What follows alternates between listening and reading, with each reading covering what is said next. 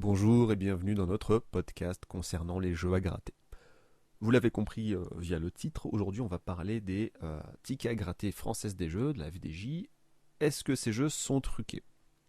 Bon, c'est une question qui revient assez souvent sur internet et dans les conversations à table en famille à Noël quand on ouvre notre petite pochette illico. Pourquoi est-ce que cette question revient aussi souvent? C'est très simple, hein.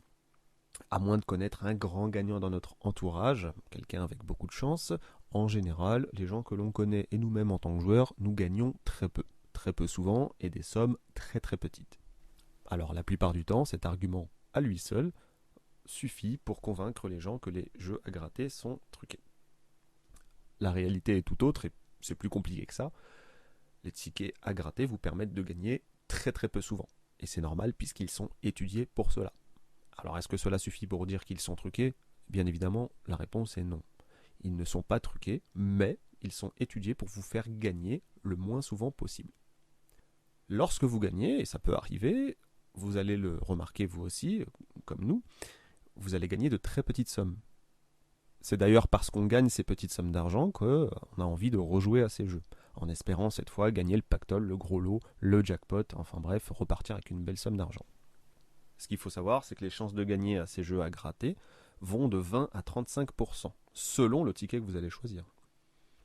Bon, certains vont dire que c'est déjà pas mal, mais ce qu'il ne faut pas oublier, ce qui n'est pas noté, c'est qu'il y a 80% de chances au maximum de perdre. Donc 8 tickets sur 10, pour les jeux les moins généreux bien évidemment, sont perdants.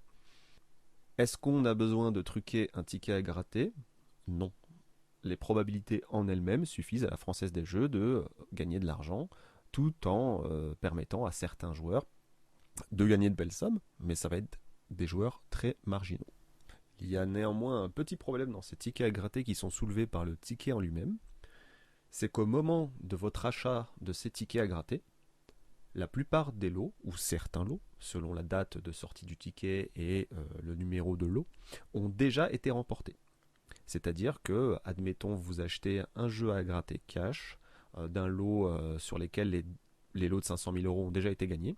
Vous n'allez pas le savoir et vous allez l'acheter en pensant pouvoir espérer gagner ces 500 000 euros. Malheureusement, les lots ont déjà été remportés. Donc, en l'achetant, vous ne le savez pas, mais vous n'avez déjà aucune chance de remporter ces lots. Encore moins que d'habitude, en tout cas. Cette fois, on peut se demander réellement si ce n'est pas fait exprès et si les jeux à gratter ne sont pas du coup truqués. Bon, la réponse est non, car légalement, la Française des Jeux s'est protégée. Au dos de chaque ticket à gratter, il y a la mention suivante. Au moment de votre achat, certains lots ou certaines catégories de lots ont peut-être été déjà remportés. La Française des Jeux vous prévient donc via ces tickets à gratter que les lots ont déjà été remportés. Vous jouez donc en votre âme et conscience.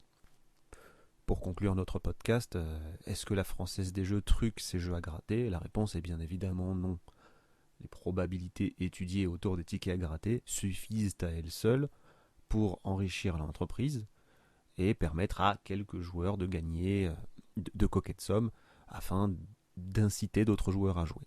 Elle n'a pas besoin de les truquer autrement que grâce aux mathématiques et donc de rester dans les clous.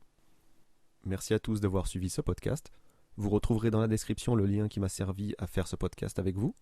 Si vous avez des suggestions, des idées ou si vous voulez simplement débattre du sujet, n'hésitez pas à laisser des commentaires. C'est un lieu d'échange. À bientôt et à vos grattages.